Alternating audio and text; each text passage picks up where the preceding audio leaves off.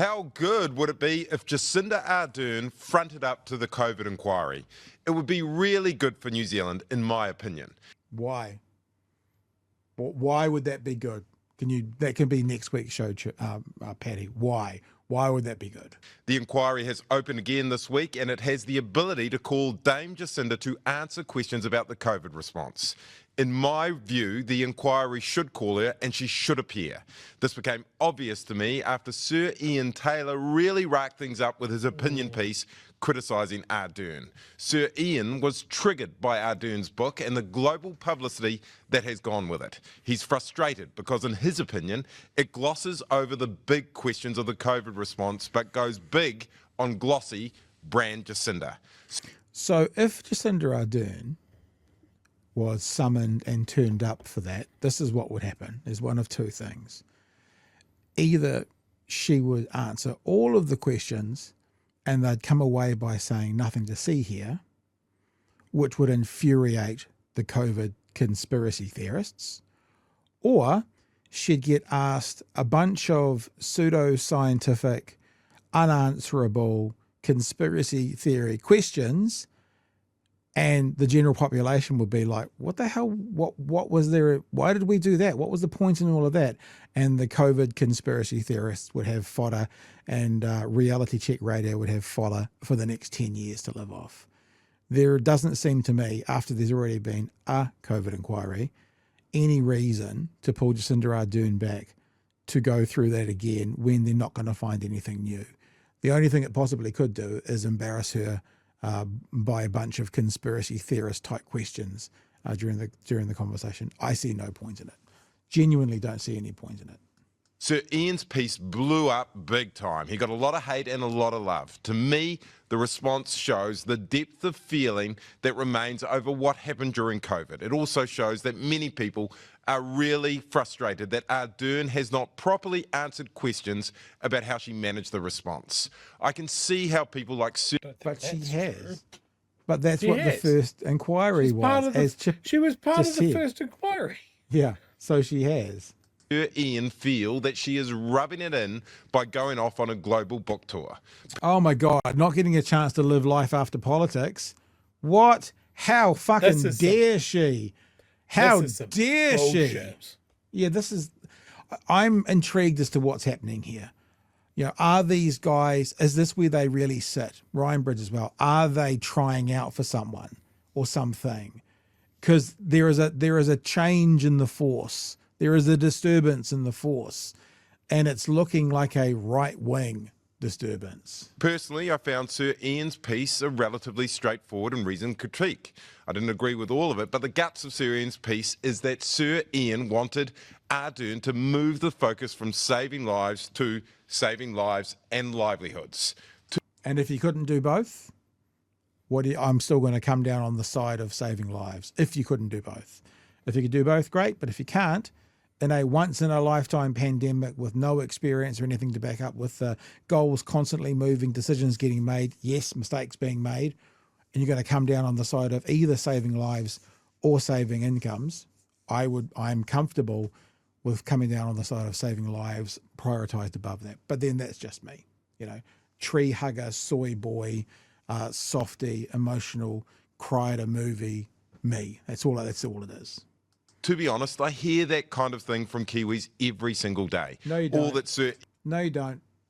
No, I call bullshit. No, you don't. You don't hear that from Kiwis every single day. You don't. Ian had done was the classic say out loud what others are thinking.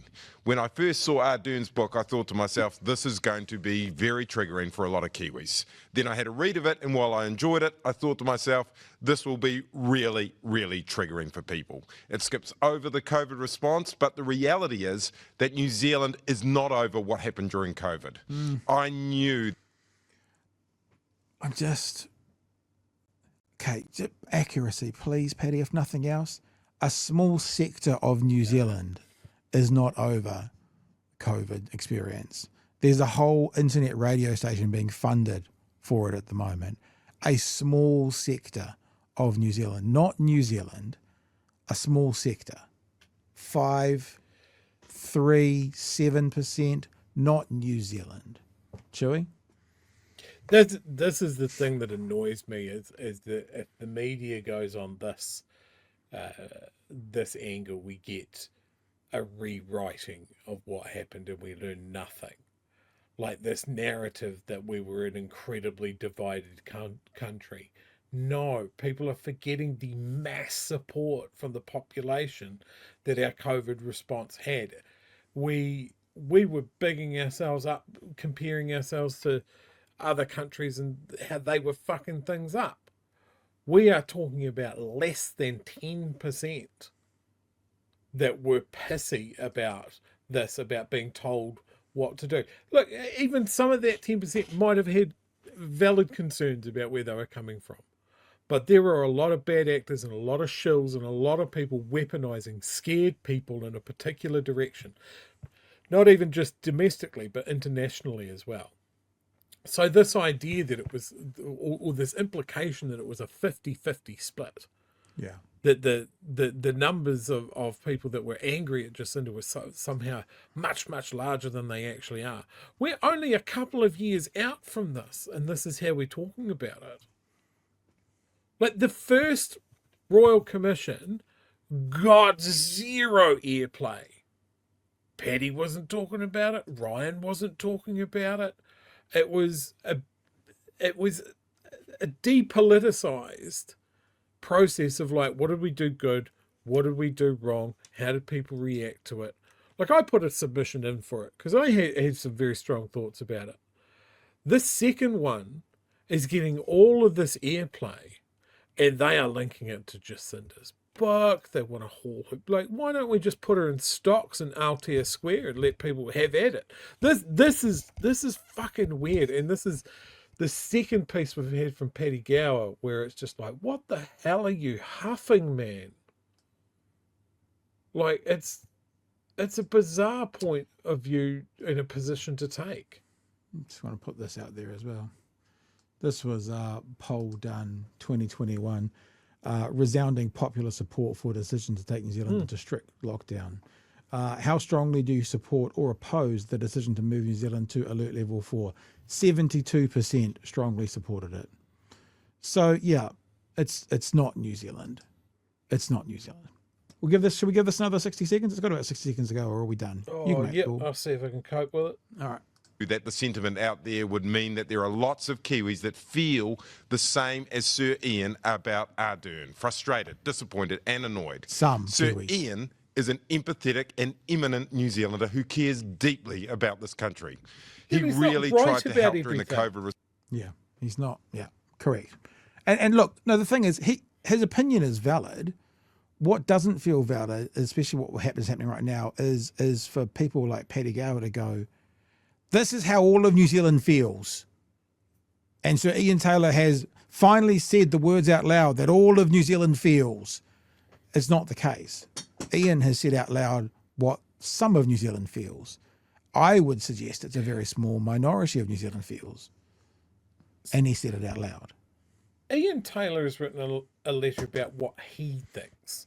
He speaks for himself. Now, there might be people that agree with him. He might take a fair stab in the dark that he's speaking on behalf of a few people. Paddy Gower is trying to do this as well. When you have an opinion, it is your opinion. You only speak for yourself unless you're the head of an organisation and you've taken a poll and everybody fucking agrees with you. But you see it in comment sections all the time.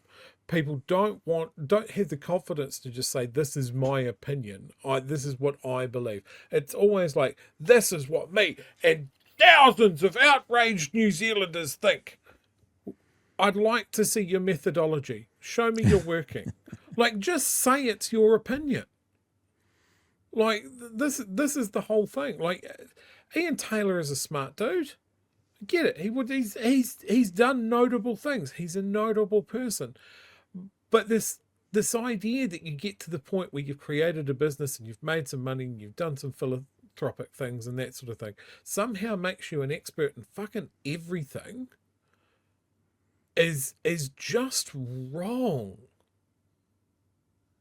I think that open letter that he's done, he has this idea, like he was so critical of everything through the COVID response. And I think that came from a good place. But what it was every time something happened, and Ian Taylor would speak up and say, well, no, this is wrong, this is wrong, this is wrong. Like he did his part. He wasn't critical of the whole thing. He was very supportive of all the first critical stuff about a lot. Yeah, like after the first, it was more towards the second half. I think he's told us, in fact, that he was pretty much on board for that first lockdown and all that kind of stuff on board. I think it's primarily became critical after the second lockdowns and that sort of thing. Just for giving him his accuracy for what he's probably said on the show. Yeah. But yeah, it's like, yeah, I don't know. I've lost my train of thought now, but yeah, Ian Taylor frustrates me. Not as much as Paddy does, but just to see someone that has a platform that can put his thoughts out there. But yeah, he is not an expert in everything. And I don't think he's right on as much as what he thinks he is. I think as well, though, I'm not defending Ian here, but Ian's written an open letter to Jacinda, but you're correct from him. It's people like Paddy who are saying he's finally put a voice to what all of New Zealand is thinking. I read the letter, but I don't think, I can't recall it, I don't think he said this is what all of New Zealand thinks, because I don't think that's how he's wired. I think it's this kind of commentary who go, this is what all of New Zealanders think. So I think that's on Paddy, not on Ian for the extrapolation to everybody. Do you know what I mean? Yeah. Paddy's the main offender here. Let's get to the end. Response using his energy, ideas and contacts to get things moving. And like every other New Zealander, he is allowed to have a view on what happened during the pandemic. Correct. And Sir Ian, like any other Kiwi, is allowed to ask for their COVID questions to be answered. The inquiry has the power to call Dame Jacinda as a witness, but it can't force her to appear. As I said, Jacinda Ardern should front the inquiry. It would be positive for New Zealand. I can understand why she wouldn't want to with all the haters and wreckers out there, but the inquiry doesn't and shouldn't have to be a witch hunt. I asked Ashley Bloomfield questions about the COVID inquiry, about the COVID response earlier in the year, and he answered them in a really good way. Dame Jacinda could do the same. Her views on the COVID response are crucial and should be respected. If you think about it, it is actually bizarre that we are having a COVID inquiry without Dame Jacinda's participation. Well, she owes it to Kiwis to front. I agree with the first half of that sentence. It's bizarre we're having a COVID inquiry because we've had it.